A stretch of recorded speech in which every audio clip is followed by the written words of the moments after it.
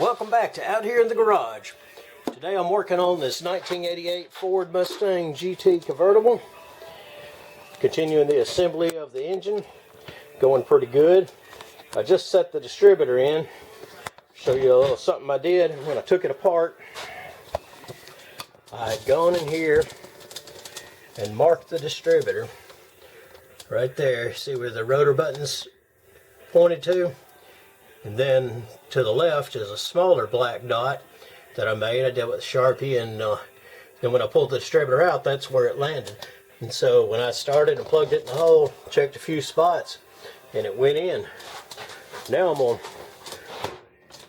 put the hold down on it. It's got one 1/2 inch headed bolt, 5/16 diameter. Did a quickie clean up and paint. They weren't in bad shape.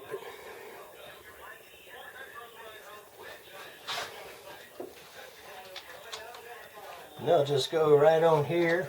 With no air compressor on here, it's easy to reach in here. That's an advantage of that. Don't put that on until you're done getting the rest of the car together. And then we'll tighten it up with a 1/2 inch wrench.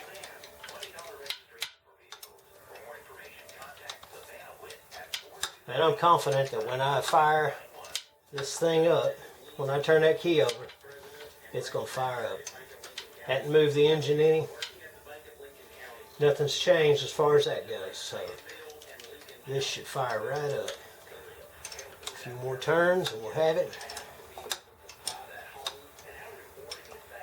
They make a wrench, I guess you could call it a Z shape, or an S shape wrench.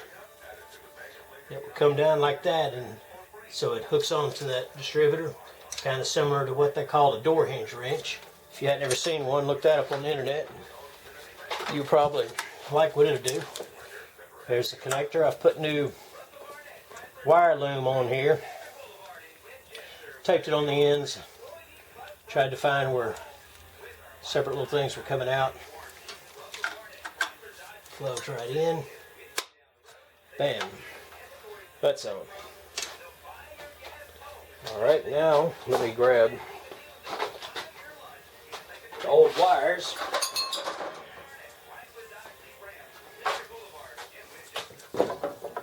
Here's a spark plug wire set.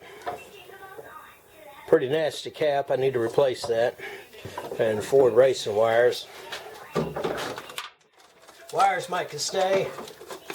Cap looks like it needs to go. And then of course we'll go through the firing order and hook all the wires up. And I've got one other item here. You see that box falling down up there. That's a new coolant reservoir. Previous owner had this one rigged up in here. It worked for what it was. It's got to have it. And you see right there where it's broken out. It's aged, it's yellow.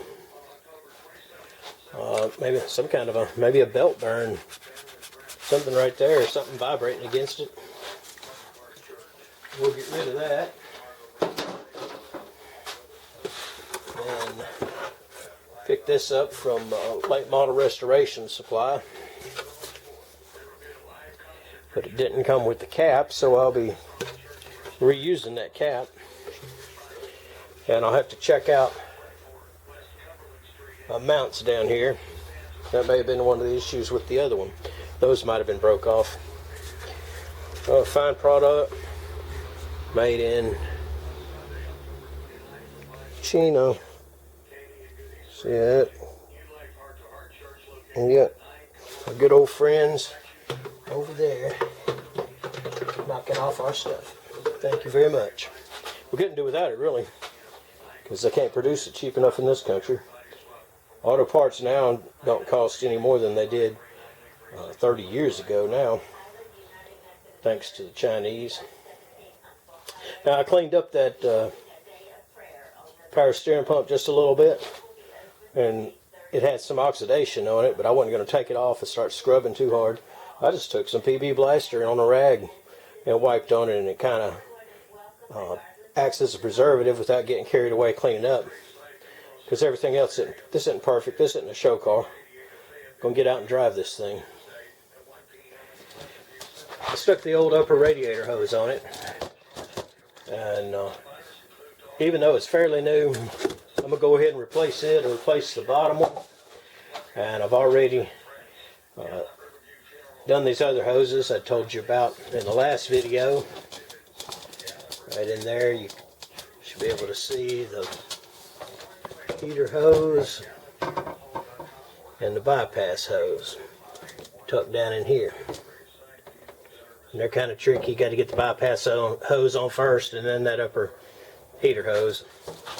And one thing I wanted to do on this upper radiator hose is get the new alternator mounted back up here and check my clearance before I go cutting on the hose, because I do see where I could cut a couple of inches off here and move this whole hose towards the radiator.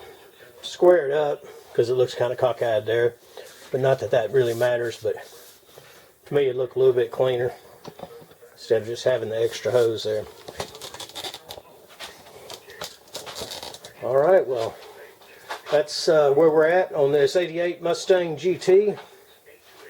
Please like and subscribe, and come on back and see us again out here in the garage.